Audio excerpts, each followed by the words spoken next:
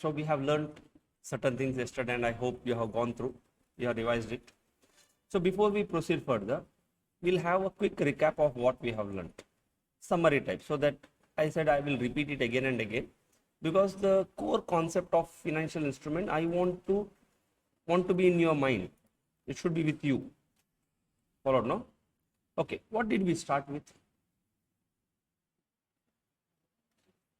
We started with the financial instrument. What is a financial instrument?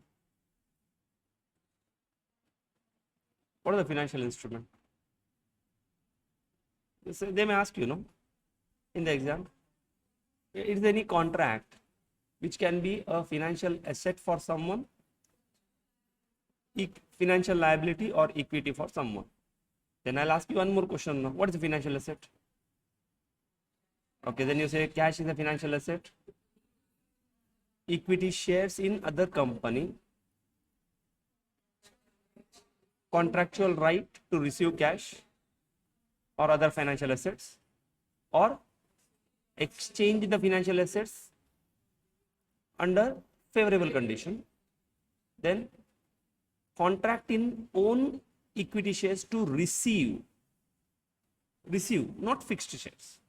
So we can have a derivative contract where I am going to receive variable number of shares, issue fixed consideration, or it's a non-derivative contract, because non-derivative contract, no, always the consideration is fixed. Derivative contract, always the consideration is variable, because we don't know what is going to come. So in non-derivative, I receive a variable. In derivative also I will receive a variable. That means, in short, it fails fixed for fixed test. If this is the case, we will classify into financial assets. Okay, for time being, let us not talk about the financial liability equity, because then we went into the recognition and measurement principles. We are interested to know now, how do you measure? So, okay, before that, let me talk about a balance sheet. In balance sheet asset side, what all items you find generally? PP, then you have got say ROU asset, you have got a goodwill, you have got financial, you have got debtors. Okay, we will not use the word financial assets, because first you see people don't understand. They'll ask me what is financial, then I have to explain cash, contractual right. We'll talk in their layman language. Then what you have got? We have got a security deposit, you have got a cash in hand. If I see these things are governed by some other standards, but my debtors, since it's contractual, securities contractual, cash part of the definition, these are governed by Ind AS 109. See, the moment it goes to a balance sheet, okay, for everything I have got an initial recognition and initial measurement, but the moment any item goes to the balance sheet, I have got a concept of subsequent measurement. Because P&L item, no, you don't say I will subsequently measure. Where it is available to subsequently measure? Because at the end of the year, you transfer this balance to the retained earning. But if you look into the balance sheet items, talk it PP, talk it goodwill, there's a concept of subsequent measurement. So in order to subsequently measure, should I not initially measure it? Okay, so how do I measure these debtors, stock, security deposits? All these are my financial assets, no? How do I initially recognize? When I recognize them? When we are the party to the contract. That means when we get that right. When we get the right? When both the parties sign the contract. How do we measure it? At a fair value. What is fair value? Acceptable. That which is transaction price. Otherwise people will not enter, no. Followed. What is my cost of FR price? FR 7,000 rupees. Is it fair? Fair. If I tell 70,000 rupees, will you enter into this contract with me? No. But if I prove it, or if I convince you that if you take my 70,000 rupees worth this thing, you will get 7 lakh rupees worth of job. Is 70,000 fair? See, other faculties you will not get. But if you take my classes, okay, there is some arrangement, some logic is there, okay. You will get 7 lakh rupees worth of job. Is 70,000 fair? Will you enter into contract with me? Yes. Is it fair? Fair for you maybe. Why I should be fair? And I'll say, oh, if you get 7 lakh rupees, then I will charge 3.5 lakh rupees. This is called knowledgeable parties. That's why the transaction price, when two parties sign, no, both the parties are intelligent there. Both have done their research. Both will think in their self-interest. This is what an account assumes. Otherwise, this contract will never happen. That's why they say that what is fair, the transaction price itself is fair. Because it is at a market term. But there may be instances when it is off market. Then what should I do? What is my fair value? We have to measure the fair value. See, when I'm talking about a measurement, there are 3 types of financial assets. If I have to classify financial assets, I can put it into 3 categories. Because see, I showed you so many cash, debtors, stocks, shares, so many things I showed you. Can we group into something? Sorry? No. Is there any other grouping you can suggest? See, L1, L2 is the inputs to measure. Because if I have to measure, I need inputs. No. Will I make a guesswork? No. Using inputs, I will do the calculations. That's called the inputs for measurement. So I will broadly classify all the financial assets in my balance sheet into 3 types. I call it equity shares, I call it debt, I call it derivative. There is nothing fourth. If you have, please tell me. Now, if I need to measure my fair value of the instrument, so I have got a debt, I have got an equity, I have got a derivative. Now, what is the fair value of a debt? See, debt is fairly simple. Why? Because you have got a contractual cash flows. The standard says you find out the present value, finish. That is the fair value. Because debt has got no risk there. There is no element of risk. You are sure shot you are going to get that. Since you don't have any element of contractual cash flow there, sure shot money, equity, whether it is at the market or off market, always recognize the transaction price. Because generally you assume transaction price itself is the fair value. Because this calculation happens only for present value. You can tell me, sir, can't we apply dividend discount model? Can't we apply Walter's approach? There, no? But Papa, that is a different discipline. That is AFM. This is what? This is accounts. In AFM you go, they will prepare T balance sheet. Here we prepare in horizontal way. Followed, no? Both are different disciplines. So that's why they go. And what is the fair value of a derivative contract? 0 initially. Unless it is an option. Why? Because see, when you enter into a forward, you give a contract to somebody. Say on so and so I will purchase from you in the future. You didn't make any advance payments. No? No, there is no payments happening. That is why it is assumed, since no payments to happen on the day of contract, derivative contract's fair value on the day of recognition, the day you sign, is 0. Otherwise, people would not have entered into that contract. Got? Subsequently, from next day onwards, because of the uncertainty element, values will change. That's next day. That's called subsequent measurement. But on the day, derivative contract, unless it is an option contract, because option you make a payment of premium, there is no value. Transaction price is equal to your fair value, and you have to calculate the present value. Done. Finish. Now comes one question. What about the transaction cost? What should I do with the transaction cost? How should I account the transaction cost? Then you say, sir, for this we need to do one thing. We need the classification. Okay. So what are the two classifications available for financial assets? We have got primarily 2 classifications. What are the 2 classifications? Amortized cost, fair value. Why do we have only 2 classifications? Because any asset in the world, any asset, you name it, I will tell you. You call it asset because it is going to earn cash in the future. If it is not, then you would have scrapped it. Because see, like, understand students, one thing, very important thing, business has got no emotions. We have got emotions in our personal life, but business doesn't work with an emotion. Business works with the logic. See, my parent gifted me a scooter. Is it my asset? Asset, no, Papa. It's asset. So I use it because it's going to help me. But at one point of time, the maintenance is too high. What should I do? See now, if I'm into a business, I take a very rational decision and sell it. But since, see, I'm not a business, no, Papa. It is my personal life and I have got an attachment to it. Oh, my father gave me this. That's why I just keep that. Follow, no? That happens only in our personal life. Business has got no emotions. And if anybody is showing emotions in the business, maybe it's a strategy to attract the customers. Because business cannot run with the emotion, no. It has to fail. It is destined to fail if it is running with the emotions. So, there are two types of cash flows. You will either use it or you will sell it. That's why the moment you want to sell it, fair value comes into picture. And unless you are using, fair value question doesn't come only. That's why amortized cost doesn't ignore, it will ignore the fair value. But fair value, when you talk about, there are two types. Because in Ind AS, we have got P&L and OCI. That's why we have got a concept of FVTPL and FVOCI.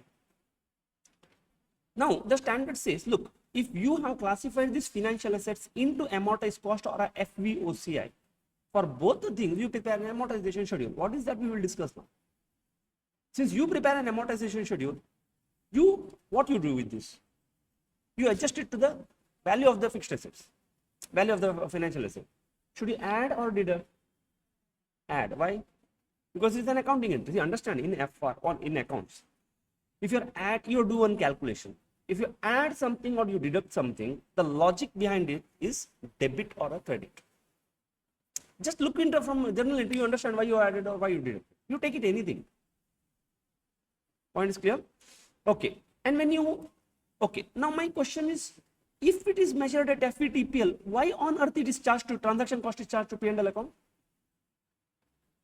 If it is recognized at amortized cost or fair value, OCI, you will add it to the value of the financial assets. But if it is FVTPL, why do you charge to transaction cost to the P&L account? Why? You should question, no, Baba. You should know the logic, no? See, the logic goes like this. See, what is the fair value? Intrinsic value. Will the transaction cost increase the intrinsic value? Just because you incurred one transaction cost, the assets cash generating capacity will increase? No, when it's going to increase? When you enhance the asset, then the assets cash generating capacity is going to increase. But just because you incurred a transaction cost, your capacity of that asset to earn more cash flow is not going to increase, no? You followed? So, when you suppose there is one asset called FVTPL, that means you classify it into FVTPL. That means what you do? Every time you look into the fair value. Say, when you purchase, the fair value was 100. When you purchased, 28th of March, you purchased. Transaction cost 5 rupees. Chalo, you added 5 rupees to it. It became 105. 31st March came. What is the fair value of this asset? 100 only. Then what you are supposed to do? Find the difference between 100 and 105. Since it is the 5 rupees is a loss and you have classified into FVTPL, what accounting entry you pass? Are Baba, same thing you are doing, no? You understood my logic? Understood the point? Because even though you add it to the asset which is classified at FVTPL, again you will do the same exercise there and charge off that difference to P&L account because it is originally classified into FVTPL. Not clear, please ask me, students. Let us discuss. That is different story, no? You cannot hide your transaction cost into that fair value, no? Or okay, whatever, even though fair value has increased also, what is the destiny of this? Where it will ultimately land, whether you add it to the value of the asset or whether you charge P&L directly, where it will land? Ultimately, it will go to P&L, no? That's why on day one only, if the asset is fair FVTPL classified on the day one, because you know that classification happens on the day you sign the contract, because you have got the clarity on that day. That day only this transaction cost will go to P&L. Yes.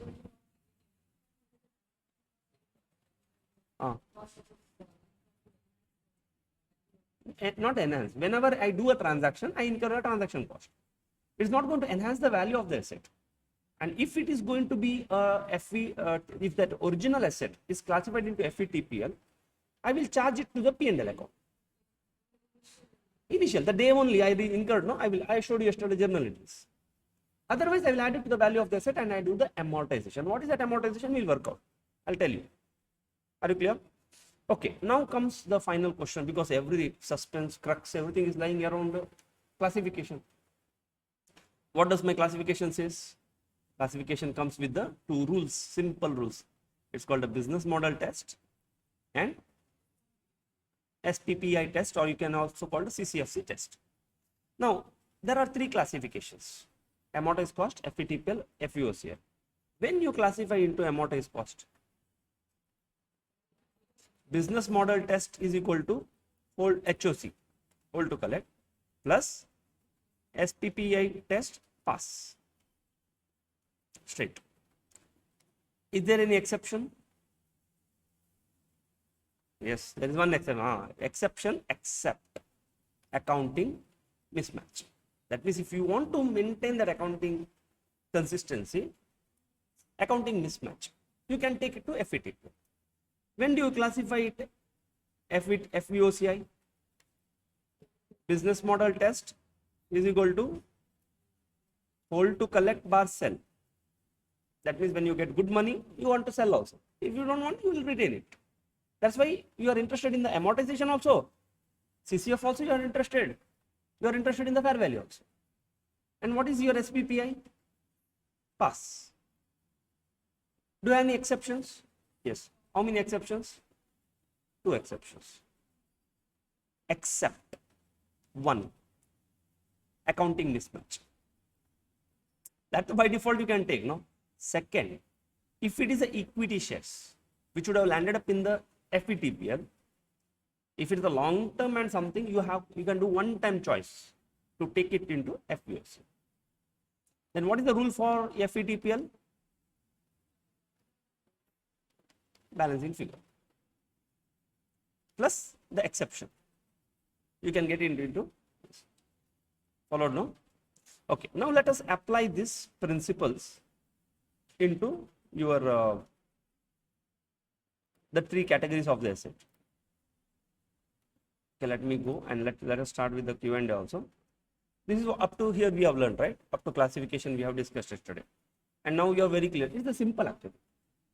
See, yesterday it took time for me to explain one by one, but if you see what is there in this financial instrument, you talk about financial instrument definition, you talk about financial asset definition, then you talk about the initial recognition, subsequent measurement, classification, finish. With this, my financial asset part is done.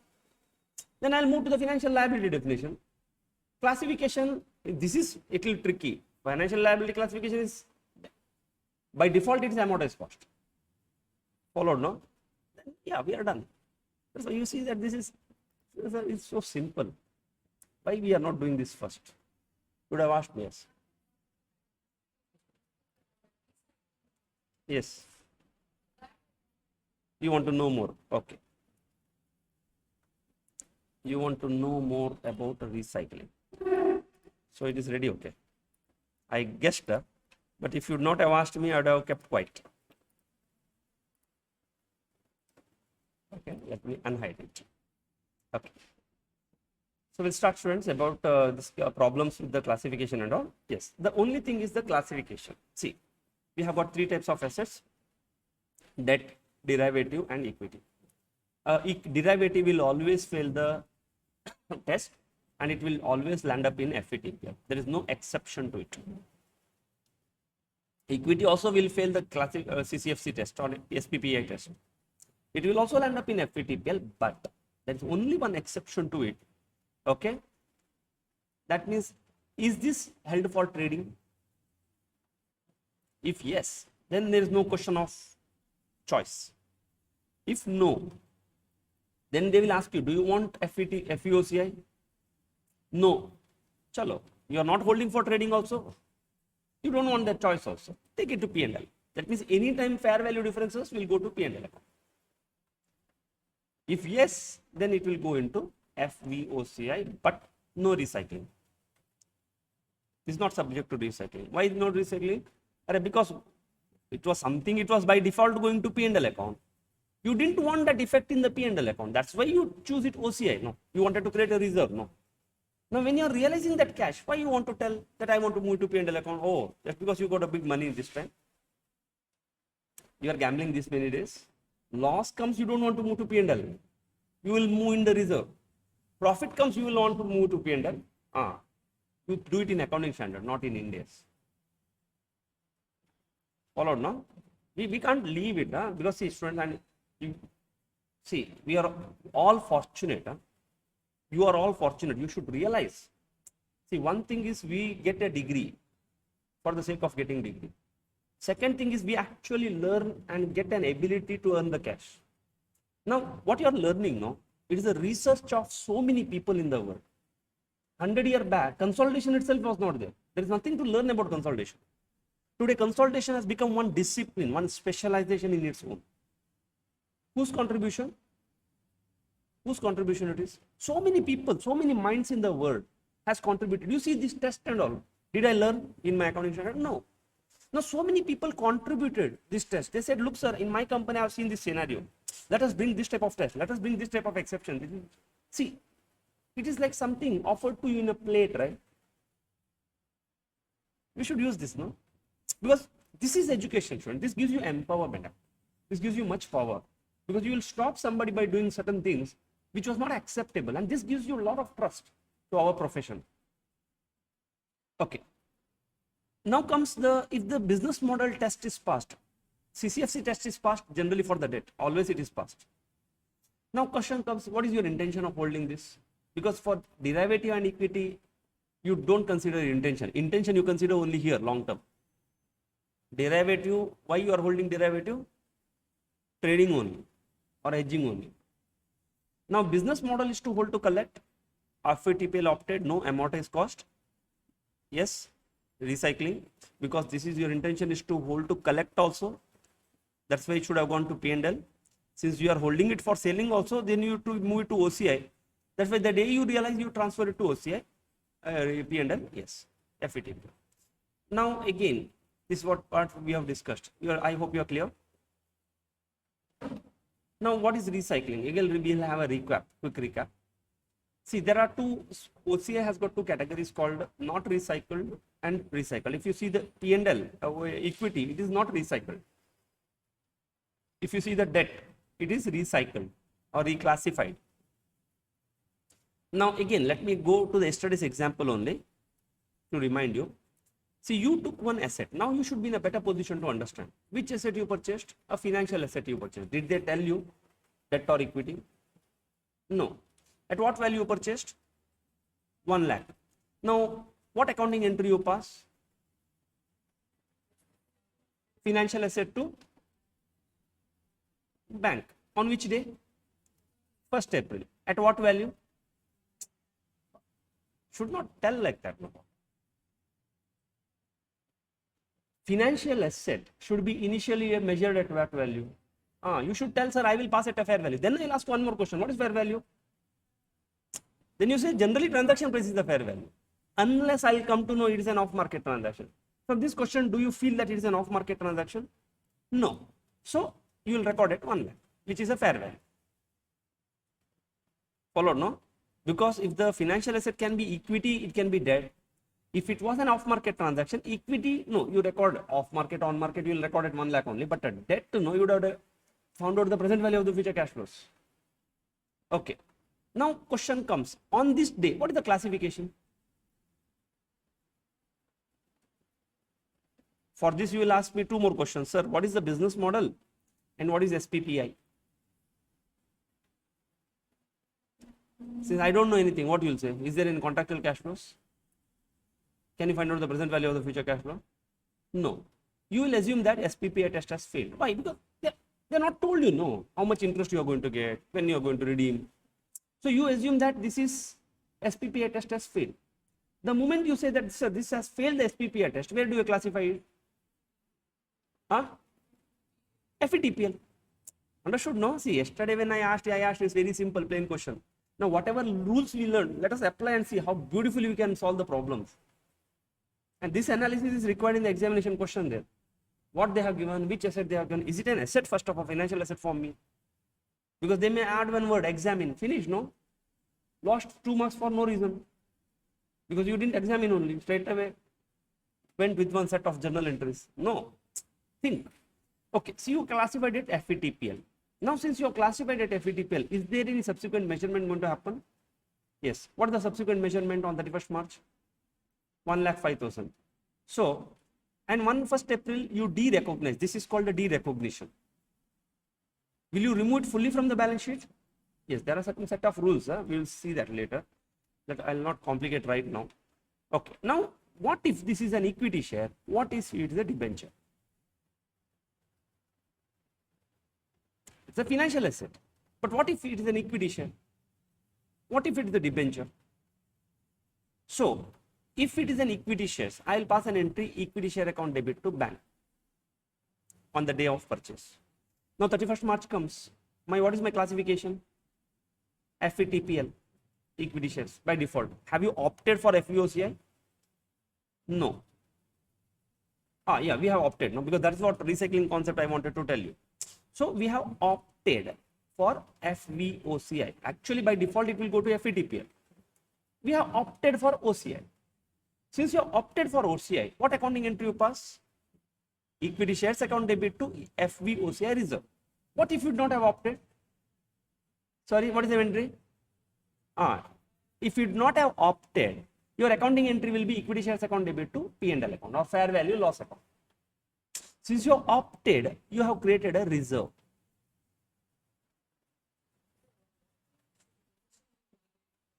On what basis this decision to be made? It depends upon the entity to entity. Okay, it depends upon what purpose you are holding that. Are you want to trade with the equity shares? If answer is yes, no, then you cannot opt for this. Then no, it will go to PL. Trading. If it is not trading, then what is your intention? You say, sir, this is my strategic asset. I want to hold it for next 10 years. I don't want its effect to come into my P&L. So in that case, you can classify it as FVOCI. Now, once you move it to FVOCI, the one-time option, first time, the next, how long you will hold? No, you have to be in FVOCI only. Reserve has to be closed. That you will transfer to the retained earnings. So now you have opted for reserve. So now the new balance sheet will look like this. You have got a reserve, not retained earning, keep in mind. Yes, Dhanashree? You have got an equity capital and you have got an investment in the bank. Now on 1st of April or whatever, you sold this. At what value? Fair value only you sold. So when you sold on the fair value, you receive bank account debit to equity shares. Equity shares goes out. At what value it goes out? Any asset will go out at its book value, not fair value. Comes in at a fair value, goes out at a book value. Then new balance sheet will look like this. Arre Baba, asset itself is not there. Why you are keeping a reserve for that? Should you not close the reserve? So should you not pass any accounting entry? Or will you take it from your hand and put there? Anything should go, any movement happens to an accounting entry. Now my only one question to you. See, there should not be any ledger account going forward called the reserve. You have to close that. Now, is there a debit balance or a credit balance? Debit balance or a credit balance? Credit balance. This is a gain, right? Fair value gain, no? From 1 lakh, 1 lakh 5. So 1 lakh I will tell you. What to do? Equity, OCI reserve, debit. That I will tell you. Now you have to tell me which is that second leg to what? Now you say to retained earnings. This is called no recycling. Then you say, why we are not going to P&L? Originally it was landing in the P&L only. You only told, no sir, this is strategic and all. Why you told this story to the auditors then? And now you are taking a U-turn.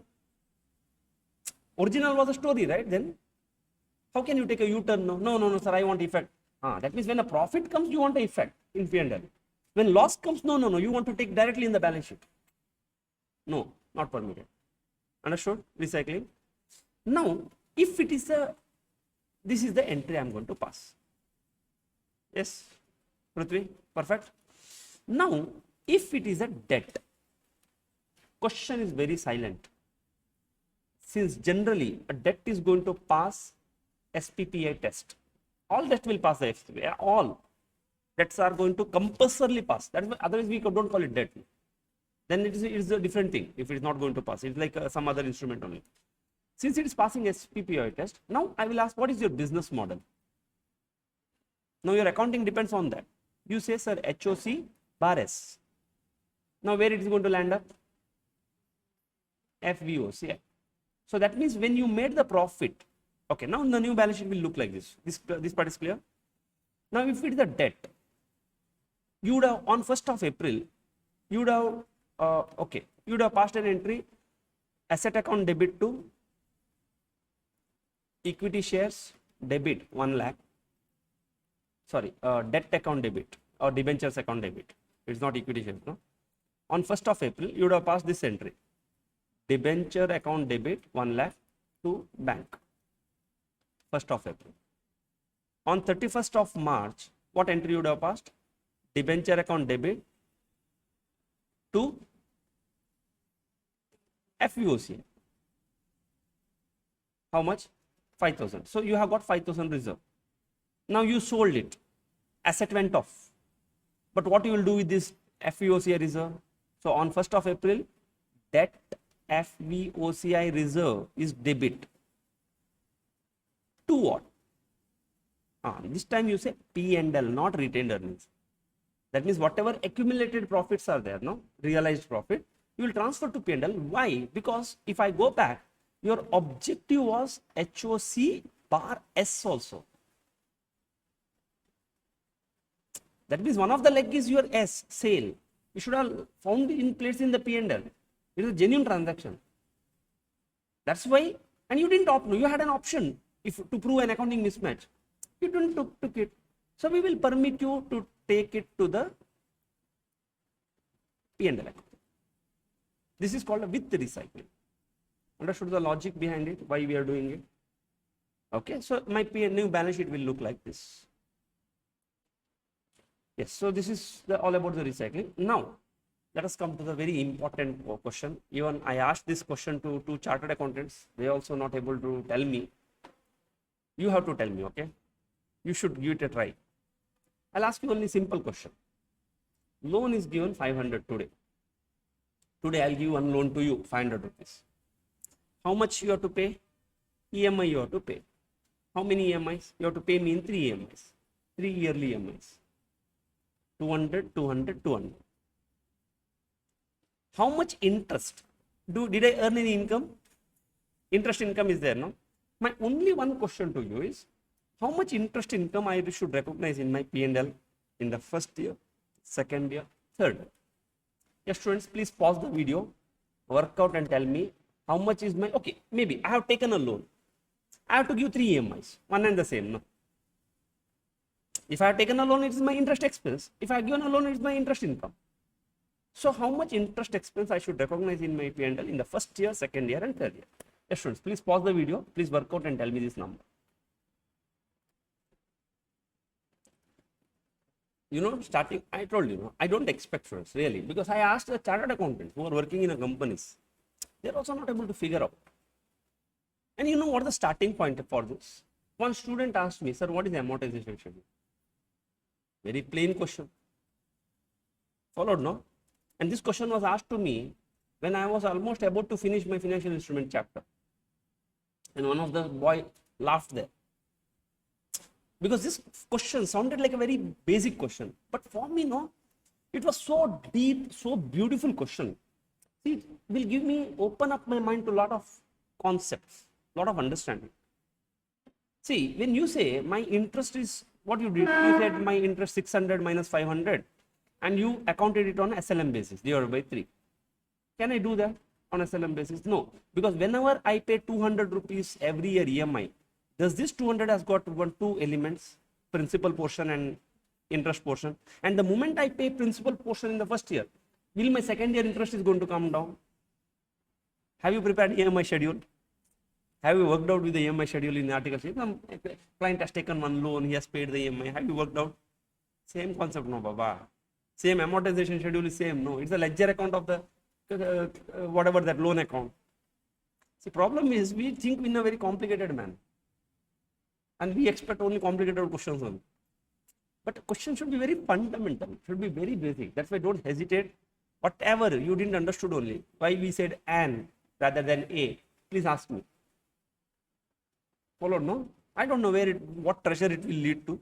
Okay, to find out the interest on this particular thing, no? Interesting question, no? But see, first thing is you need IRR. Without IRR, you cannot calculate. Or what is the interest rate? At what rate you gave this loan? Something is implicit, no? Something is sitting there, no? You should have asked me, sir, can you tell me the IRR here? Rate? Without that, how I can calculate the interest, Baba? How on earth it is possible? Now, IRR, I can also call it YTM in our language of AFM. So you need an YTM to figure out the interest cost. Then you need to prepare a schedule of payment. Then you can easily figure out. So how to find out the IRR? Okay, so I will say that my CCF, this is my outflow, these are all my inflows. I can use one higher percentage. I will use one lower percentage. Fine. Studied, no? See, I will take one higher and positive NPV. I will take one negative NPV.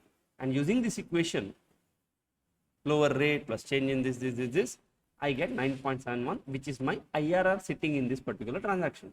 This is a financial transaction.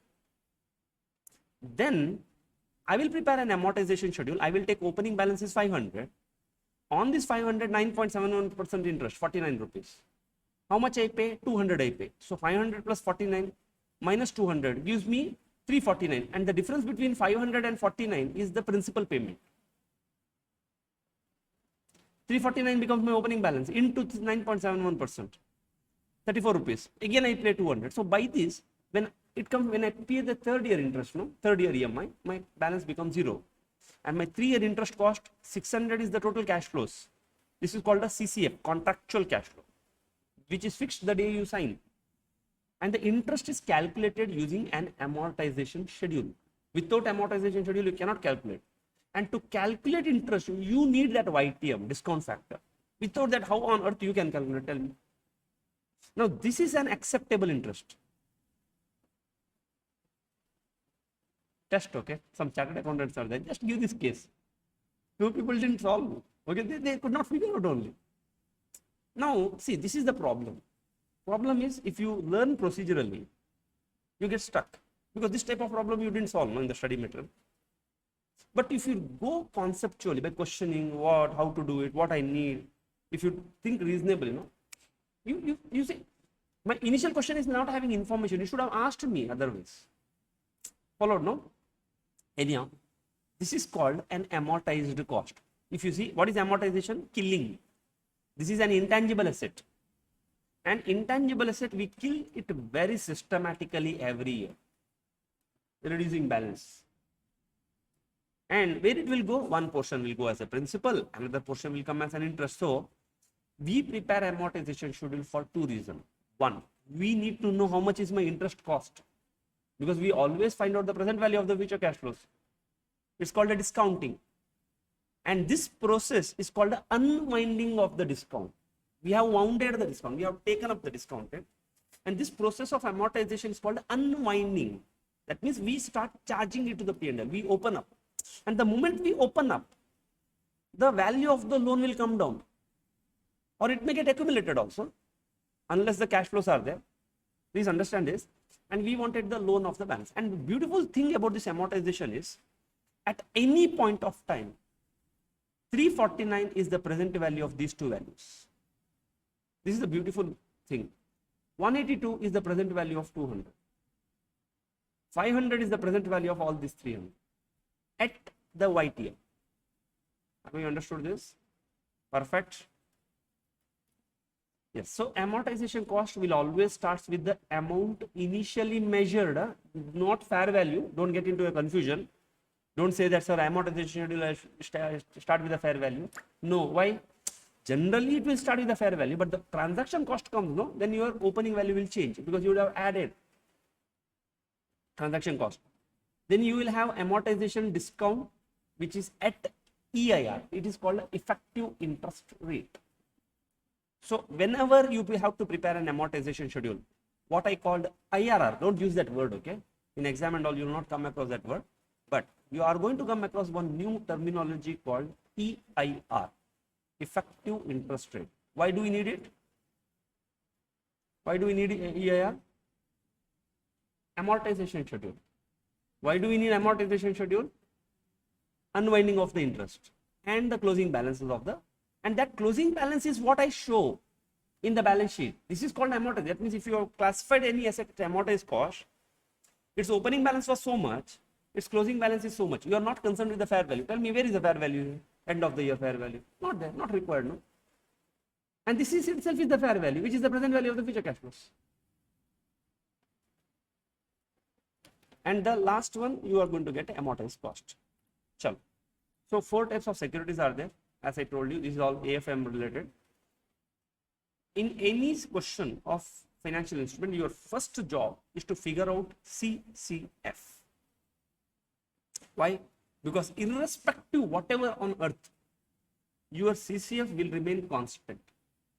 Because it is contract is going to define it. But to define the CCF, you have to figure out, it is a zero coupon bond because there is only one payment. Is it a perpetual bond? There is a continuous payment of interest but no principal. Is it conventional where interest is every year but principal only once at the end? Or it is unconventional, different reducing principal or some concept. That's what you need to figure out.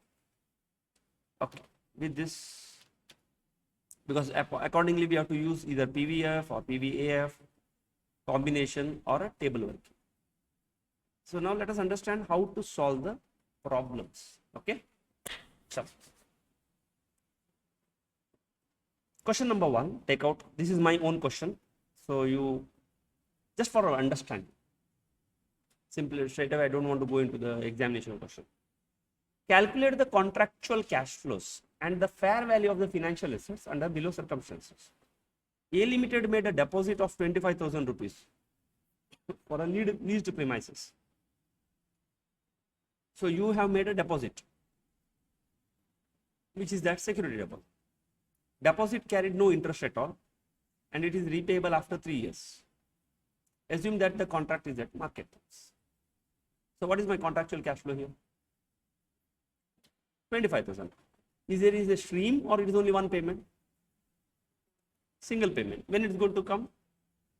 After 3 years. So this is like a ZCB. It is actually a debt.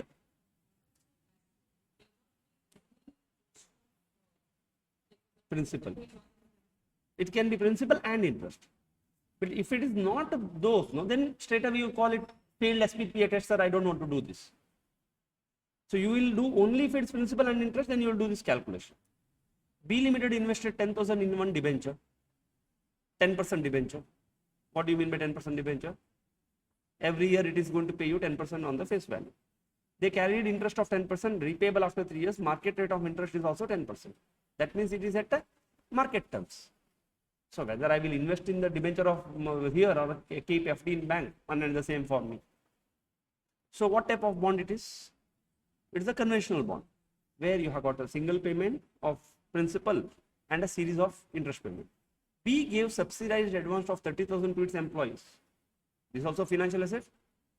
All three are financial assets. Why?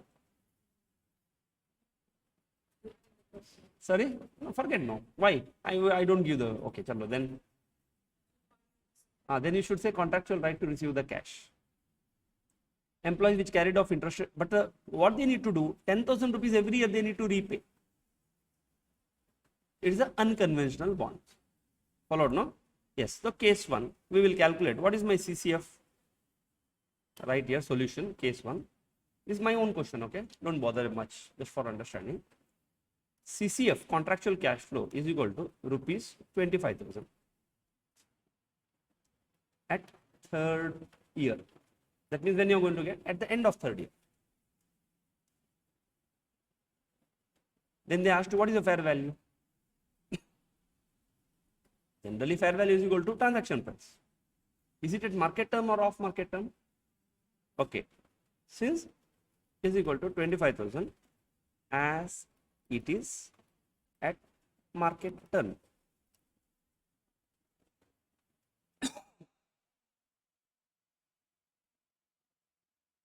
As it is at market turn. What accounting entry you pass? Did they ask you? No. Then why you should pass? Understanding, leave it. What entry you will pass? What the accounting entry you pass? Today, when you pass today, no? Today you give this deposit, no? What accounting entry you pass? Huh? Security deposit account debit to bank or cash. Now, security deposit you are going to debit with the 25,000. Is it its fair value? Yes. Is there a transaction cost? No. Chalo. So, I'll pass this accounting entry at its fair value. See, don't give more than what they ask in the exam. Don't give less than what they ask in the exam. You're simply wasting time by doing something more. You're not getting marks by doing something less. So, understand what they are asking you. Done? Yes, second part of the question. Now we'll move on to the second question. What is your CCF case 2? Rupees 10,000 principal, when you will get? At third year. And rupees 1,000, 10% interest every year. This is your CCF.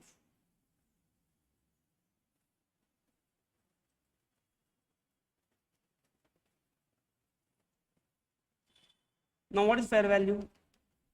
Fair value is equal to transaction price, provided it is at market terms. What is the transaction price? 10,000. How much you invested today? 10,000, no? Now, do you want a proof? Do you want a proof that is this 10,000 is a transaction fair value or not? Yeah, we will try one proof. Okay.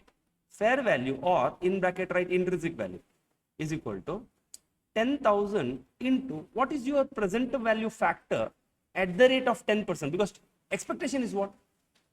What is your expectation? 10%. Market is also 10%. Market is expectation. Present value factor at the rate of 10% for third year. How to find out? 1 divided by 1.1 equal to 0.751. Plus, if you want a proof, okay? Because after AFM, you understand, sir, I don't need this proof. Already we have learned all these things, stories there. Interest how much? 1,000 into what is your present value annuity factor, because it's the same thing you are going to get for next 3 years, no? It is 2.487. For this, you need to make one working note. This is FR, understand? AFM doesn't have any format. Do whatever way they give the mark. But FR, if you are telling 2.487, you have to make one working note number 1, write the discount factor for all the 3 years and do add it. Otherwise, prepare in the form of a table. If you simply write here 2.487, they are not going to give you the marks. At the same time, they are not going to tell you also why they deducted the marks. Then somebody will come in the YouTube and say, institute is not giving. And you also start believing it. Why they will not give? What they have? They go with certain set of rules. Followed, no? FR, you need this working. How did you get this 2.487? Simply don't write somewhere. Unless they give in the question paper. Now, how much it comes to? 10,000. It's a fair value, no? So, when your expectation and the instrument, what it gives you together, it matches, the transaction price itself is the fair value. What accounting entry you are going to pass today? Debentures to bank. Sorry, clear? So, this is my thing. So, this is my demonstration to you. So, you said, sir, prove it. And this is my journal entry. That means, see, is this the journal entry, not the same one what you passed in first year PUC? That's what I'm trying to tell you, Baba. Accounts is, there's no difference. If you enter into fair values, accounting and accountant's life is very simple. Because I will show you now another phase of India's next question. when we enter into off market, what we need to do.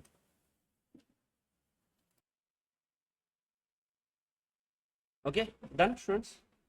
Better, no? Today? Comfortable, no? I'm telling you, let us finish. Then you say, okay, the third scenario. See, third scenario, what is my contractual cash flow? It is impossible to tell unless you prepare a statement. You have to prepare one statement. Okay, for this we will write year, because third is the unconventional bond. First two, you can, by looking at the face only, you can tell. First three types. Oh, I have got only interest, I got only principal. But what you pay in the third, no, it is not possible. So first in year 1, 2, 3, what is your opening balance of the loan? 30,000. This is what you give right now. What is the interest you need to pay as per contract? As per contract, na? Contractual interest 10%. So 3,000 you should pay for the first year, correct? Is there any principal payment? 1/3, 10,000 is the principal payment.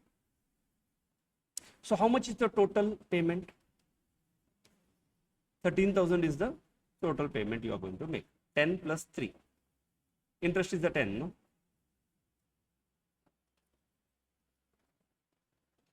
Now how much is your opening balance for the second year?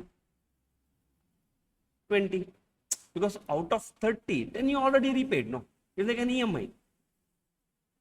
So on this, your interest comes down, no? Reduces 2,000. How much principal you paid? 10,000. So 12,000. Third year, outstanding balance became 10,000, 1,000, 11,000. With this, you ended up paying entire loan and the closing balance became 0.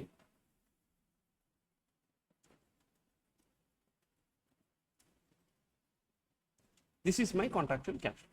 So in the first three instances of financial assets, which is a debt, which is a ZCB or a perpetual bond or a conventional bond, by looking at the face of the question, you can tell.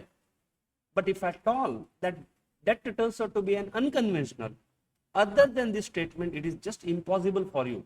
You possible. Your mind should be a computer brain like Ramanujam or somebody, Shakuntala Devi. Finish. This is my contractual cash flow. But problem is you don't get marks there. You can tell, oh, this is my contractual cash flow. But you have to present it. No, you have to communicate to somebody. Okay, done. Now, what is your fair value? Huh? Why? At market terms. Do you want a proof? Okay, proof. Okay, right, market value is equal to 30,000. Today, fair value is 30,000. If you want a proof, I'll give you a proof. How? Fair value or intrinsic value. These are all the three cash flows, right?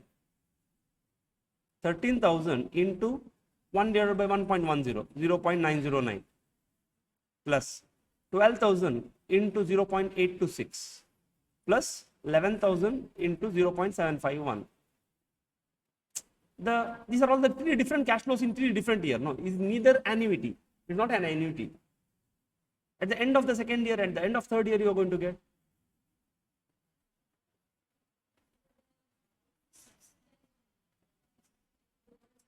I see. Yeah, it's not actually subsidized. Because that market, it cannot be subsidized. Because I have to show you one case. No, that's why I gave. Very nice observation. Actually, it's not a subsidized. And he says, sir, what is the difference? I would have taken in a loan in a bank. No. Why should I take from you? Maybe without security.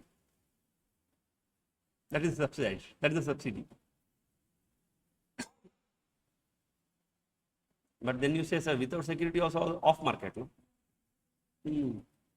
Anyhow, for example, right, to understand the calculations. Yeah, but I want this type of discussions to happen. You should ask me, sir, why did you say that it is subsidized? What subsidy is sitting there? How it can be subsidized at the same time it is market term? Now, if you want to prove, no, you multiply with the present value factors, you get this. You got the contractual cash flows and the fair value. What accounting entry you pass? What accounting entry you pass when you give the loan to the employees? When you give the loan to employees, what accounting entry you pass today? This loan you gave today, no? What entry you pass? Employee, loan account debit to bank. How much? That is all. That's it. Simple. This is the beauty of accounting entries. If we do the transactions at a market value, market price.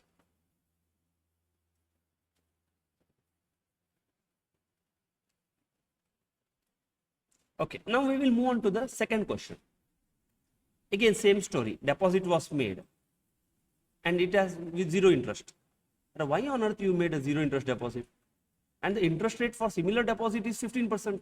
That means if you have given this to some third party, if you have deposited in the bank, bank would have given you 15%. Oh, this is an off market then. Why I give? Because I want that premises, no? I want to occupy that premises. That means what they must have done? They must have reduced the interest, no? Reduce the rent. Because since you paid one rent-free deposit, what I can do subsequently, I can charge you low interest, no?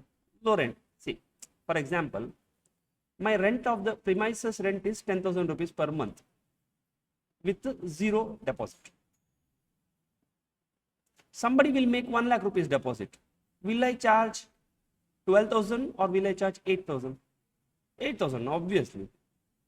That means what I will do, instead of me paying interest to you, I will subsequently reduce the rent. Are you getting this, Vindhya, what I am trying to do? See, this is my fare. Generally, anybody will do that. Whenever I take any premises on rent in this particular area, I don't pay any deposit. Say, for example, only hypothetical example, generally don't it happen. But there is one vendor who said, look, you have to pay me 1 lakh rupees deposit. And he will say, you have to pay 10,000 rupees. Will anybody will go to him? His premises will remain vacant only throughout the year. Why? Because other people, without taking deposit, they are giving it 10,000. This guy says, no, you have to pay me deposit and pay 10,000. People say, sir, even though we have not learnt AFM, we have got some common sense and some knowledge of finance. So we are not fools to give you 10,000 on that top of it interest-free deposit of 1 lakh. Then what? In order to attract, in order to sell his premises, what he will do? He will say, okay, you don't pay me 10,000, you pay me 6,000. Now I'll ask you one question. Which option is okay for you, Vindhya? Will you go 10,000 with zero deposit or 1 lakh deposit with 6,000 rupees monthly interest? You may say, okay, sir, I can think about it. First option, impossible. But the second option, you will do it. Why? Because this is an off market, Baba. Something 4,000 rupees, no. Instead of showing rental income, you show investment income. Because you got a deposit from, no, you will deposit in the bank now. On the other side, you earn it, you change the form. What was coming to you, you didn't show it. 10,000 was supposed to come to you in the form of lease. And taxation benefits were, tax rates are very high. On interest, say for example, exemptions are there. What I will do? So I will change the lease into my interest income. This is an off market. Previously you do, but now we are not going to permit.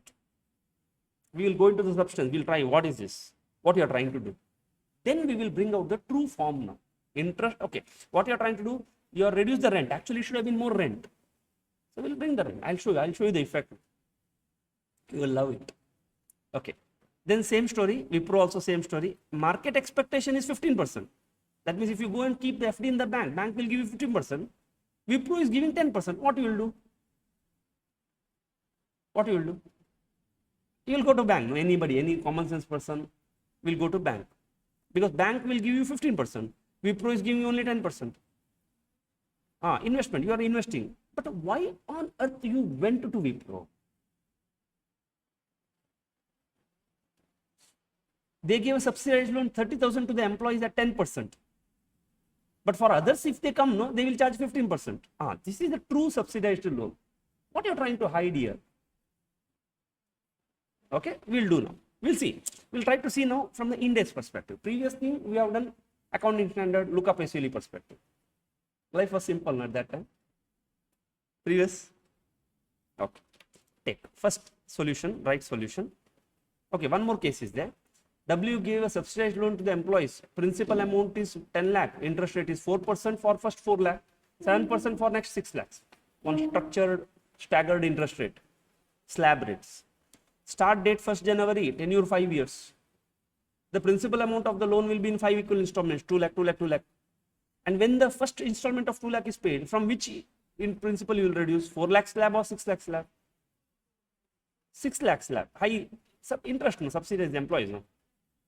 So first I will kill this 7%, then I will start reducing the 4 lakhs.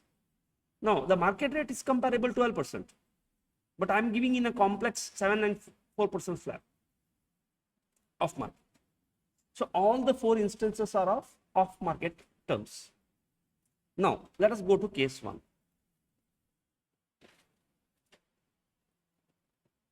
Deposit is at off market. Learn how to write the theories also.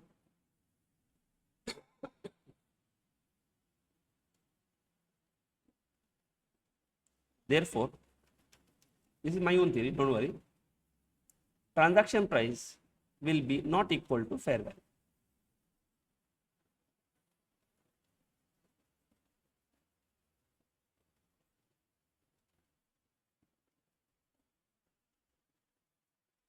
Fair value is equal to, you have to calculate the fair value. So, therefore, calculate. You have to calculate the fair value. See, when transaction price is not equal to fair value, we have to calculate, and definitely there will be some difference going to come. And we have to figure out what the difference. Fair value is equal to 25,000. When you are going to get this? 3 years down the line. What is the present value factor? At which rate? 15% market expectation, not what it is going to give or whatever it is. It comes to 0.6575 is equal to 16,438. If you are a finance person, you would not have paid more than 16,438. You say, sir, this is the deposit I am going to give. Because I am losing that interest. That difference between 25 and 16,438 is the interest loss for you for 3 years.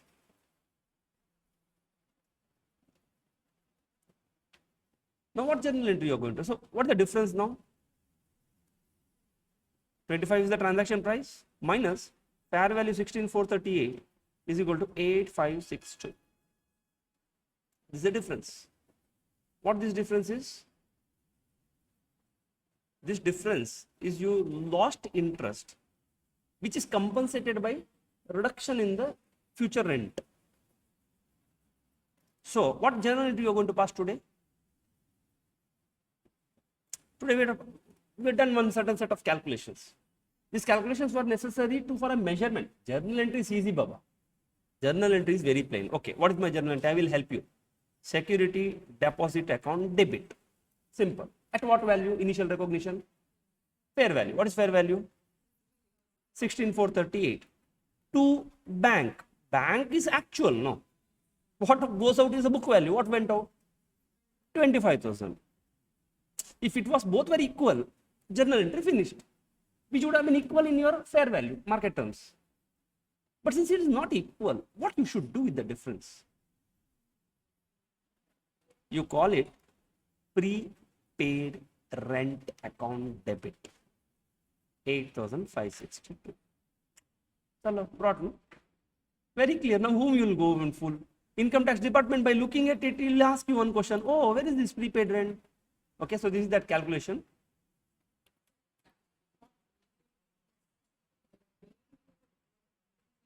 Now question comes, okay, this is the difference. Now I will explain you going forward. Now you calculated this using L1 input or L2 or L3 input, observable or unobservable. If it is unobservable, that is very clearly you have lost it. No, you charge it to P&L account. This is the rule. I said your prepaid rent. But the standard says that if you calculated this and you know that you have really lost it because it is very much observable. Like say for example, there is a premium. There is one good news spreads that this particular premises is used, no? There is a good luck. So when you go to take these premises, no, there are so many buyers are sitting there to take the premises on rent. Then bidding is going to happen. Now in bidding, you end up paying something more. It is observable. The difference between what was the fair value and what you actually paid, what you will do? Charge to P&L account. Because that's an observable scenario. Because you are participated in a bidding, everybody wanted this particular building because there is a good luck associated with that. So you charge to P&L. When it is L1, you charge to P&L. You don't show it as a prepaid. But when it is L2, L3, that means it is unobservable. In the given case, what is it, observable or unobservable? Question silent. So you made an assumption that it is unobservable. Then the standard says if it is unobservable, do one thing. No. If it is you can capitalize it. You take it to the balance sheet. Don't charge to P&L account. You amortize it. Or you charge it to the balance P&L account systematically. Now tell me, students, without, is it an asset for you? This expense is actually a loss to you. Is it a loss? Or is it a gain? It's a loss, no, Baba. Interest-free deposit is a gain or loss? It's a loss to me. 8,562 is a loss to me. But is this loss or outflow has given me any right to use any asset in the future? Yes. So, I'm going to recover this loss by using that premises in the future to earn the cash flow. Because unless I incur this loss, the owner is not going to allow me to use any asset. And unless I use an asset, I will not be able to earn the cash flows. Followed, no? You understood the logic behind what I am doing here? For your understanding, for in the plain layman language, I said, sir, they will hide it, they will do this and all. But the way to analyze is, if it is an L2 input, you should take it and consider it as an asset. Why? Because without this, you will not be permitted to use the asset. So I paid charges to use that asset. Since I am going to use this asset for how many years? 3 years. That's why you charge this to 3 years to P&L account. Ultimately, it has to find its place in P&L only. Question is, should I do it right now or should I spread it over 3 years? So if it has not given me any benefit, it is observable. Take it to P&L full. But if it is observable, if it is going to give me benefit for next 3 years, then in a SLM basis divided by 3, every year you pass an entry, P&L account debit to prepaid, P&L account debit to prepaid. It's like an asset for you. Asset is amortized. Perfect. Ready? What you get back? 25,000, no. What you paid? 16,000, no. You paid 25,000, but in this 25,000, there are two components. No, there is one loss of interest is sitting, no. Okay, if you pay 25,000 today, after 3 years, should he repay 25 or more? That is a loss, no. Clear? Perfect, student? Okay, and this is the beauty of Index. After entry, okay, this is called, then we prepare an amortization schedule. See, every year I will pass entry P&L account debit to prepaid rent. Finish. So eventually my prepaid rent will go. I'll prepare an amortization schedule 1, 2, 3, 16,438. Interest at the rate of 15% because I discounted it with the 15, right? 15%. So first year interest will come. Something. No outflow. My 16,000 is going to become how much? 16,000 into 1.15. It is going to become 18,400. Second year 18,400 plus 15%. It becomes 21,160. And third year 21,160 plus 15% is going to become 25,000. So eventually I am going to pass every year one more entry. It is my interest income account. Security deposit account debit to interest. That means even though I have not earned income, my lost interest, I will show it as if I have earned it. So that eventually it is going to become 25,000. So effect on P&L is nil because on debit side, prepaid rent is amortized. On credit side, you will show notional interest. So this hidden transaction now is brought out to the notice of the public. Income tax department is going to ask questions now.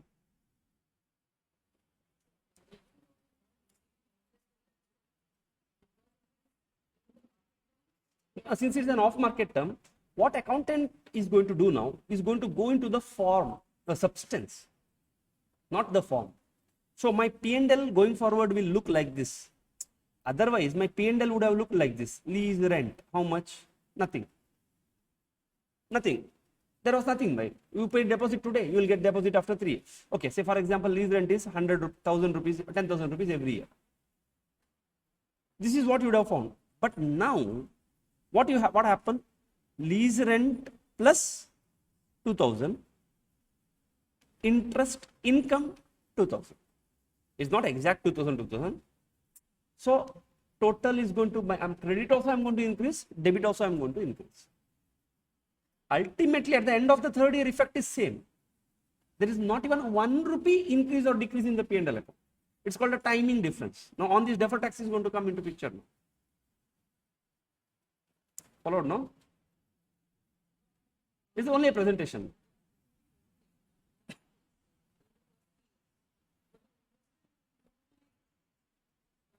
Now, now when investors look at this, no, in the AGM, they are going to ask this question, sir, what is this 2,000 rupees? Then management, can they ask this question with the auditor? No. No. Why you entered into this transaction? Can this question be asked with the auditor? No. Can they ask this question to the management? Yes. They will say, no, what is this transaction? Who is this related party? Don't do. If you are trying to do this, no, I am going to withdraw my money from your company, or I will change you management. See, management is using accounting as a tool to hide the substance of the transaction. And they are misrepresenting investors. Sir, this is the rent I am paying. They are never bring out that it was an interest-free deposit also they have made there. Because traditional accounting was not doing all these things, no. But today, what I am trying to do, I'll try to go into the substance and try to figure out what exactly you are trying to do there. What you are losing, what you are gaining. You are losing interest. So I will bring it, I'll account it. What you are getting reduction, interest, rent you are getting reduction, I'll bring that rent also. So effect, no, in 1 year, second year, I may have a difference, but eventually over a period of 3 years, there is not even 1 rupee difference. It's a perfect. Because this 8,652, what you debit every year, no? 8,652 divided by 3, 4,326. This will be over the period 3 years. Interest income also will be 4,326. For this, I have to prepare an amortization schedule. Perfect.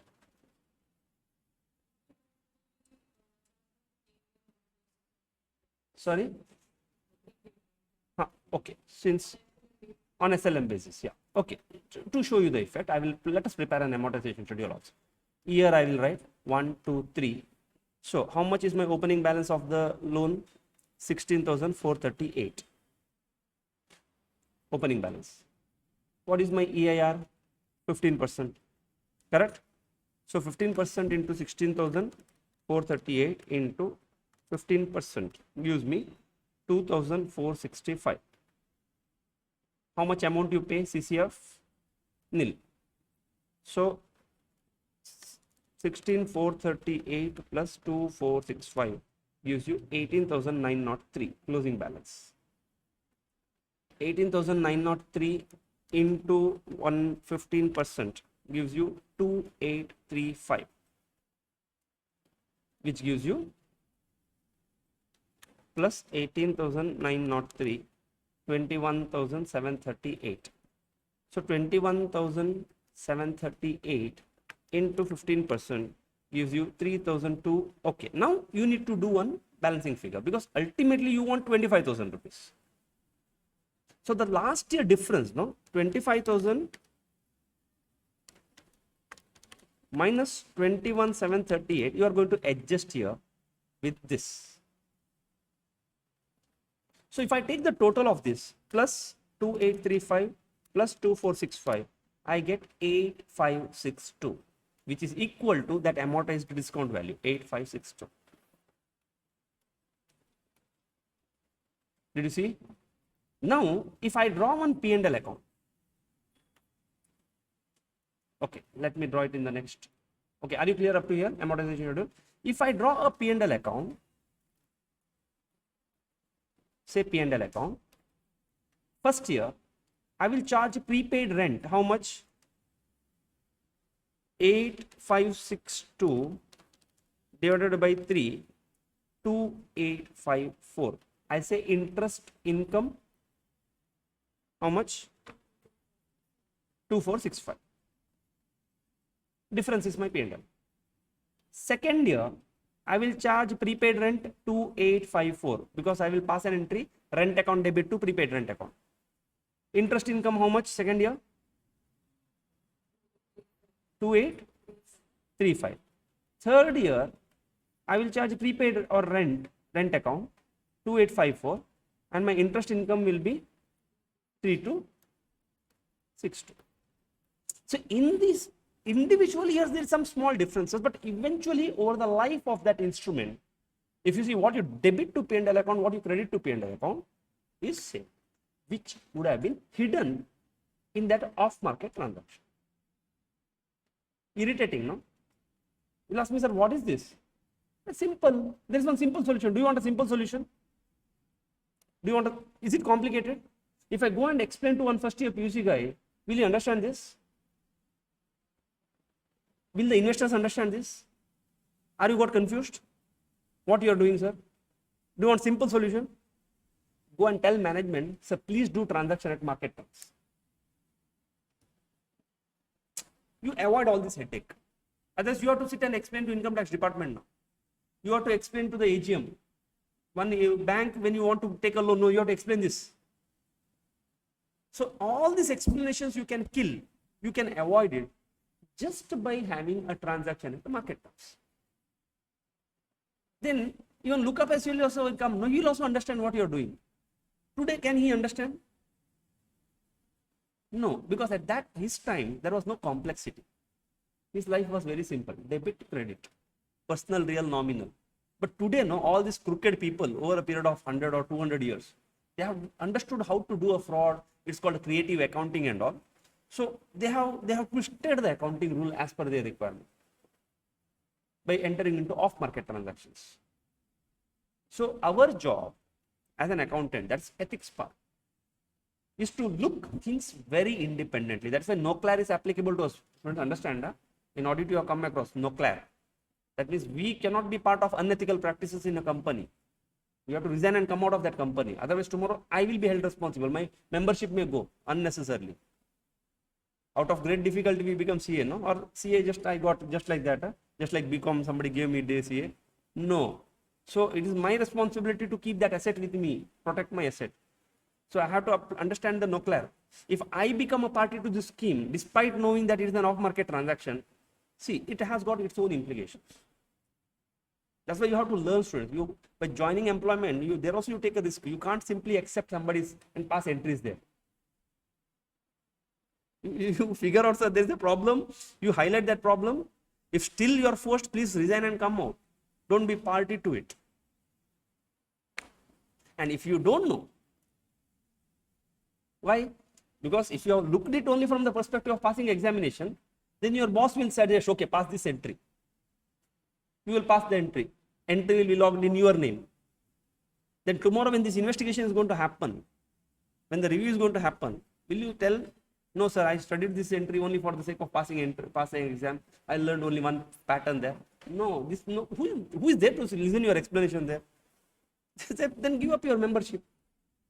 Followed, no, students? That's why examination passing is important. But a 50%, no, you look into that empowerment what you're going to get. Listen, who can stop you? Chalo, are you clear?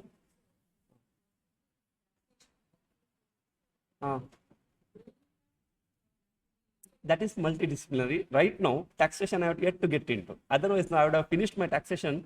I would have taught you in, this is now what you have to learn. In new syllabus, you have got a multidisciplinary, no? There you have to think from taxation perspective. What my taxation loss is, how it is connected. Otherwise, no, when I am talking about accounts, I am only talking about FR. When I am talking about FR, I will talk only about FR. I am not interested with what taxation is. But when the moment I come into a multidisciplinary related problem, no, I can't say, oh, I will talk only from accounts perspective, because it's a multidisciplinary, it's a mixture. Then there you have to tell what my Ind AS says, what my accounts says, or what my income tax says, what my GST is going to say. GST will say, no, pay GST on this. Should I pay GST because of one accounting entry? No, see, these are all the implications, Baba. That's what, no. GST officer also will look at your P&L, no. Now, who is going to address? Who is going to explain? Who is going to convince there? Or if you don't do this, auditor is going to give a qualified opinion. Then who is going to explain that qualification? You understand the interconnection, how the word is going to operate. Followed? No. So that's why they introduced multidisciplinary now. So learn it from different angles. You do one thing here, it has got implications somewhere else there. Interesting, no? Very interesting. I love it. New syllabus, no? Beautiful students. I really love it. Okay. So we'll proceed further because we have to give some importance to exam purpose also, no? Theoretically, we can sit and discuss here. Okay. So where were we? We were in the case number 2. What is my case number 2? Debentures, Wipro debentures, you invested. At what price? 10%, correct? Now, you rate at debentures at off market. Therefore, transaction price will not be equal to fair value. Otherwise, transaction price would have been equal to fair value. And you would have said, sir, my accounting entry today will be debenture account debit to bank. That is clear. Whatever doubts you had yesterday while going through, new set of doubts. Very good. You please ask me, let us discuss also. Okay. But very important, maybe going forward, no, things will settle. I know yesterday definitely certain things would have been above your head. You may be left and right, you must have been thinking, what is this? What I am trying to teach you. But today, I feel you have got much better clarity, but not complete clarity. Let us proceed further. Then you see that eventually you get one dot clarity on what you are doing there. Okay, done. Transaction price is equal to fair, not fair. So what is my fair value? It's the discounted cash flow at 15%. You understand, no? We don't need any explanation, right? But in exam, don't write like this. You write in the form of one sentence. This is the off-market term, the fair value. If they ask you to explain it, because you are communicating somebody else there. Here I am communicating to you. You have doubt, you can ask me. But examiner cannot ask, you know, oh, who is this roll number? We'll go and ask him what he has written. Go on. They will strike you off and say 0. If you don't communicate it properly. So, what is your, now, what is the fair value? How many cash flows are there? Contractual cash flows? 2 cash flows are there. One principal and the interest. So, how much is the principal? 10,000 into, what you will do? PVF, because it is a one time, 0.6575. Now, this 0.6575 is what? PVF at the rate of? PVF at the rate of what? 15% expectation, YTM. Plus, how much is the interest? 1,000 every year into PVAF, 2283. And you know now how to calculate 2283? 1 divided by 1.15 plus memory plus is equal to memory plus is equal to memory plus. Anyhow, that's why I always suggest this chapter you have to do after AFM security valuation. Because that present value concepts, no, you otherwise no, you will find struggle to understand. Like, not like that. You have studied at inter level. Then again you have to recall those concepts. Now already you have studied, that means straight away you can start using it. It's fresh in your mind. So how much you do get? 8858. Now there is a difference. 10,000 minus 8858. How much it comes? Oh, sorry. Yeah, total is 8858, no? Together. What is the difference? 1142. Now, what is this difference? How did you calculate this difference? L1 inputs or L2 inputs? Question is silent. Question is silent now. What is that 15%? Is it comparable, similar to Wipro only? Wipro and another company next to each other. You may be comparing Wipro's debenture with the Karnataka Bank deposit. Arre Baba, Karnataka Bank, they have got what is that called? Insurance, deposit insurance scheme there. Wipro is different story. Wipro is a limited company there. Karnataka Bank may be supported by RBI tomorrow. They will, Wipro, nobody, if Wipro fails, nobody will come to help. If Karnataka Bank is going to fail, so many people will come to help. So can you compare? No. So you can say L2, but for time being, let us assume it is L1. Let us assume, no. If I had to assume it is an L1, so it's clear, fair value calculations. So what accounting entry I should pass? I will help you with the first one. 10% debenture. Is it a financial asset? Yes. At what value should be measured? 8858. Initial measurement should be at a fair value. To bank is the actual book value goes out. So the difference, if it is an L1 input, you call it, say, what is that called? A premium on debenture. Where do you take it? P&L. Debit 114. You can call it fair value loss. You can, generally you subscribe the debenture with the premium. No? So you have actually paid a premium.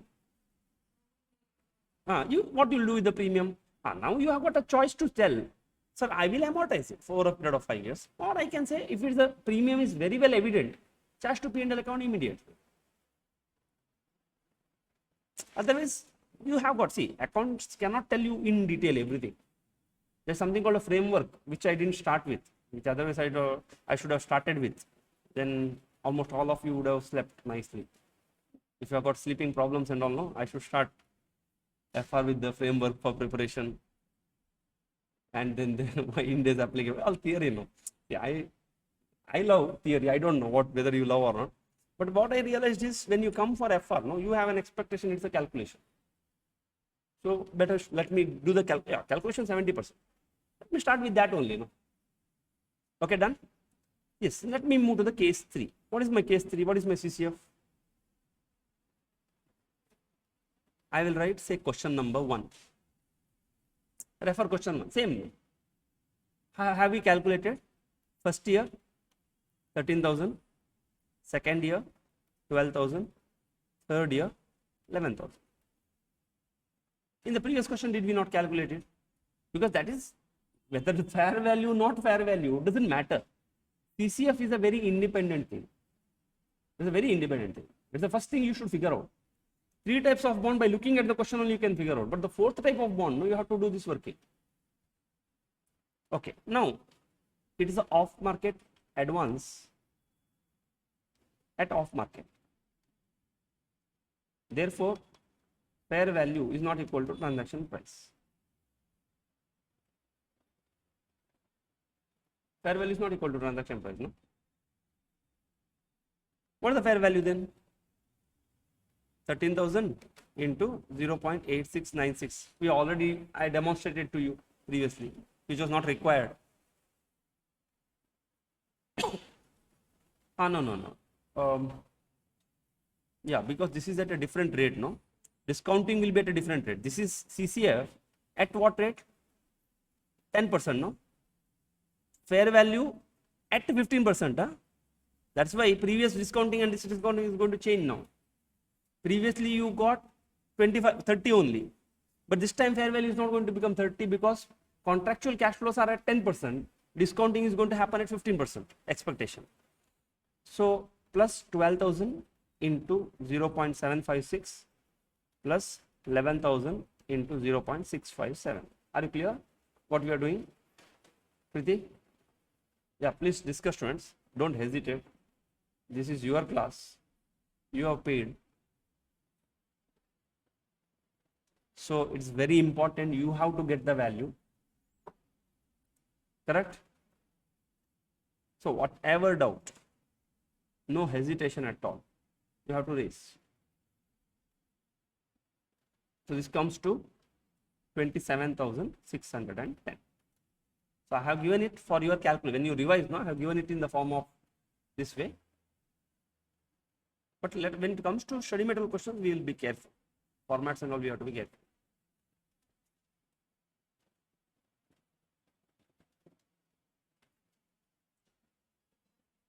Now what journal entry I am going to pass? What is the journal entry? I will help you with the first one. employee loan. This is my financial asset, debit at the fair value 27,610. To bank 30,000. If your expectation and with your contractual cash flows are same, you would have been done same. Now what is the difference? Now you say that employee benefits. What you told this employee, no? You told him, look Baba, I will give you low salary, I will give you interest free loan. So what I am trying to do? I am trying to, instead of interest income, no, I will reducing my salary expenses. Otherwise my salary expenses would have come and this cash I would have invested in the bank. I would have got interest income in the bank. So what I am trying to do, this instead of depositing this in the bank, I am giving this employee at an interest free loan. But will I give? Do I have an emotion towards that employee? No. I am telling you, see, since I am giving you interest free loan, no, that much salary also I will pay you less. So this I am going to amortize it for next 3 years, 2390. This is like a prepaid rent only. I am going to charge to P&L account over here next 3 years. And this I am going to amortize. Perfect. Balance sheet. If it is L1 input, charge to P&L account. Like that employee saved our office from fire. I was very much happy. As a reward, I gave him this. I told him, going forward, you stay in my organization, you don't stay in my organization. Next 3 years, I will give you interest free loan. Then I will charge to P&L account because I don't expect anything. But whenever I give an employee loan, will I expect him to stay with me for next 3 years? Then that means I'm going to get a benefit, no, from him. That's why I'm treating it as an asset. That's why L1, L2 input comes into picture. L2 means you can capitalize. L1 means it's very clearly evident that it is lost to you. No, followed, no? So generally, except one question, everywhere it is L2. Only one question you have to treat it as an L1. I'll tell you which question it is. In examination, look into the question. If you're not clear, give your assumptions. ICS said no, you can give any assumption. But you should know where to give assumption, where you should not give assumption. And places where you should not give assumption, when the question is very clearly evident, you give your assumptions and solve this problem, you are not going to get marks there. Follow? Yes, so this is my account, this is my way. Now comes the fourth, beautiful question. Case number 4. Since, is it a, which type of debt it is? Case number 4. Conventional or unconventional? Unconventional. So I need a cash flow now. I need a cash flow now. So first step is calculation of the contractual cash flow. See, only in first 3 categories, I don't need to do this working. By looking at the question only, I will know. But the unconventional bond, no, I have to calculate the contractual cash flow because by looking at the question, I cannot calculate. So I'll write here 1, 2, 3, 4, 5. What is my balance of the loan? 10 lakhs. How much he will pay me interest? On first 4 lakh, he will pay me 16,000, 4%. On balance 6 lakhs, he will pay me at the rate of 7%, 42,000. This is my opening balance. Are you clear?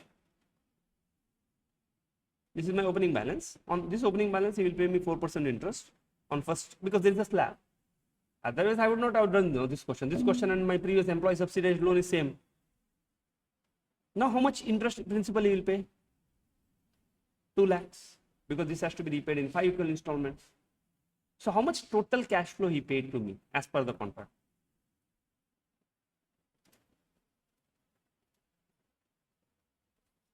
How much total cash flows he paid to me as per the contract?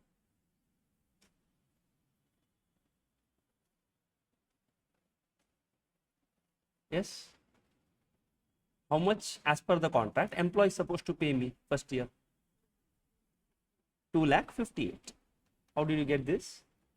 1, 2, 3. 1 plus 2 plus 3. He paid me total interest so much plus principal. As per the contract, should he not pay me 2,58,000 in the first year? What does the contract say? When you are my employer, I am the employer. When I gave a loan to you, I said, look, every year you have to pay me 2 lakh rupees principal. Plus on a slab rate, you have to pay me the interest. Since I gave you at the beginning of the year 10 lakhs, did you pay me beginning only? Meaningless. You paid me 2 lakh at the end of the year. That means 10 lakh was outstanding entire year. There were two slabs there. If it was only one slab, then it's like a previous question. Why I should solve this question again? One more example for you. Then what is my opening balance now? 8 lakhs. How much is the interest during the year? Same 16, but that 42 will become 28. 2 lakh so definitely will pay principal. So if you want, you can fill up like this. Because this is contractual. No, you can not avoid it. You have to pay in 5 equal installments. Principal.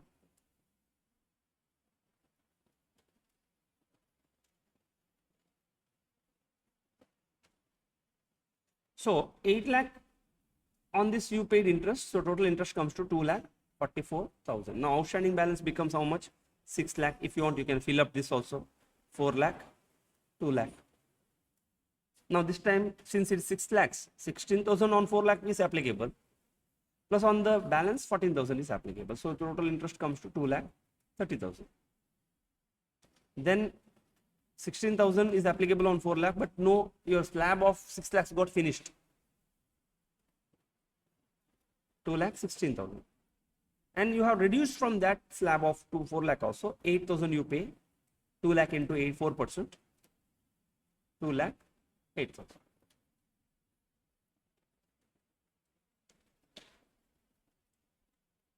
The first question is, what is your contractual cash flow? You say, sir, this is my contractual cash flow. Do you need all theory now? Oh, fair value is not at market terms and all. Second question, they asked, what is the fair value? Simple. If you want, you can add one more heading. Since this is a working note, write the heading fair value. Fair value is equal to 2,58,000 is the cash flow which I am going to get in the first year. It should be multiplied by which present value factor, students? Can you tell me? Tell me the present value factor. I have to find out the present value. No, that's its intrinsic value. No? See, this is the total cash flows. Its present value is this intrinsic value or a fair value. 2,58,000 has to be multiplied by which present value factor? Huh? Sorry? Tell me the present value factor.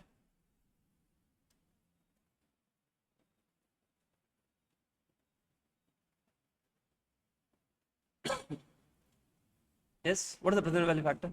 Huh? Sorry? 8.6. 3.6. Present value factor. Is it an annuity? 2,58,000, 2,44,000. It is not an annuity, no. What you need to discount is these values. Is it an annuity? No. If you do an annuity, this is an annuity. Then you have to do 3 exercises. Principal annuity, interest and interest annuity. Complicated. Rather than only you find out the present value of this, no. So what is my present value factor? 1 divided by 1.12. What is your expectation?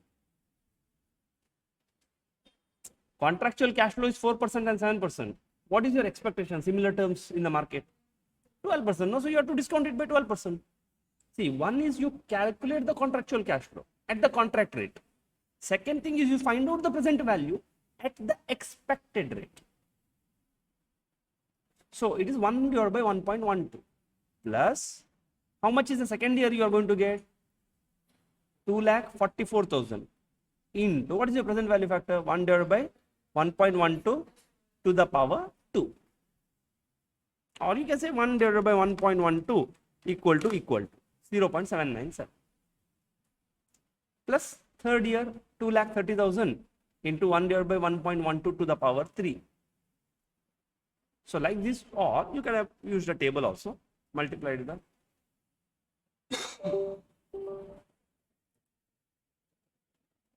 present value factors, and you say 8,43,879 is your total fair value. Now what journal entry you are going to pass? You say that employee loan account debit 8,43,879 to bank 10 lakhs, and the differential is employee benefits account debit. Yes, sure. So you can pause the video and complete this. See, the classification of your doubt is what is the classification of the trade receivable. Now, trade receivable generally has got two stream of cash flows. What is that? Principal and interest. Will you give interest-free loan there? But there is a whatever. No. When you give, there is one element. See, what is sales? Sales right now you say it's called a cash sale. That is the fair value. Now, if you tell the debtor, see, I will sell you right now one product. See, that's the beauty. That's what you need to understand, student. When you pass an accounting, when you sell and recognize the trade receivable, what is your accounting entry? Debtors debit to sales. Now, the beautiful thing happens here. This is governed by Ind AS 109. This is governed by Ind AS 150. And both should talk to each other.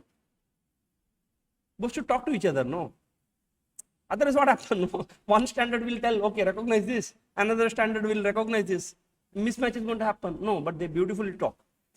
Ind AS 115, when we do, we understand that the sales, when we do, no, we have to recognize at a fair value, which is nothing but the consideration, transaction price. Again, we are going to discuss that. Now, if you tell this debtor, you pay me after 1 year. See, if you pay after, there is one practical expedient. Okay, that if any of the debtor is going to pay within 1 year, they don't discount it. No, it's not that if somebody is going to pay after 2 months, discounting is not required. Somebody is going to pay after 2 years, 3 years. No, then only that debtor's share should be discounted. Generally, what happens when you sell on credit? How long you will sell? Less than 1 year. So practically, we don't face this problem. Otherwise, standard says discounting need to be done when if it is more than 1 year. Followed, no? So in that case, you have to find out the present value. If this debtor is going to pay you after 2 years, that means it is in the form of a loan, no? Okay. Anyhow, institute doesn't expect you to do that level of analysis at this point of time. Because I told you, learning outcomes. Have they told you to do analyze and synthesis, this type of thing, connect with other standards and figure out? No. But in reality, we may have to do it. You have to take a guidance. You have to ask institute only, sir, this type of situation I faced. If you see chartered accountant journal, no, a lot of discussion queries will come there. I am facing this type of problem. What should I do? Then there is one IT, what is that called? Task group, Ind AS task group, ITAS or something. Their job is to help you with the guidance on the Ind AS implementations. They will give you clarity on what type of journal entry I need to pass. What should be its measurement? Okay, are you clear about this data? Classification, see, if it is a, now you asked me a question on the classification. My classification, first of all, debtor, will it pass SPPI? Yes, debtor will pass, no SPPI. Because what debtor will give me? Principal and interest only, no? But whatever not there, it's the regular term. If it is less than 1 month and all, it's not there. But generally, debtors will pass SPPI test. Now, question comes to business model. What is your business model? Do you want to retain or do you want to sell? What do you mean by selling debtor? Factor. So, somebody's business model is never to retain any debtor only. What is your business model? You get the debtor, you sell the debtor. In that case, this debtor is going to become FVTPL. Suppose on 28th of March, you acquired one debtor. Factoring is going to happen after 10 days. On 31st March came now, you have to restate now. And now this debtor is going to become FVTPL on 31st March because your intention to acquire this debtor was to sell on day 1 only.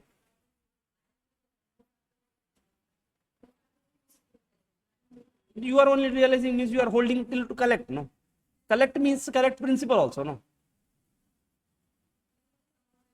Amortized cost. Provision for bad debts, different story. It talks about Ind AS 37. It's called impairment loss. Here also we have got expected credit loss. That we will speak about. Expected ECL. Impairment, what you're talking about. Don't mix now RBD. No. RBD is a different story.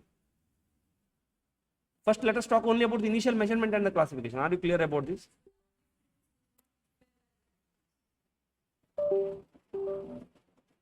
What is that? No, no. No, that is which difference in debtors? It's not a fair value difference. Again, we have to do an exercise of finding out the present value, how much he will not pay me. It's not a, it's specific to that person, no. And when you calculate fair value, you have to consider it from the perspective of market participant. It's your exit price. How much somebody is ready to offer to you for this debtor. Maybe that debtor may pay you full, but other parties are not willing to pay you full. Then the fair value will come down, no. Follow? Again, for this, again, 113 would have given you better perspective about the fair value, but fine, friends, as we cover that, you understand this one better. Yeah, but questions are interesting. Yes, so now we will go into the study material questions. Very important, every single question, pay your full attention, understand what it is, how it is being done.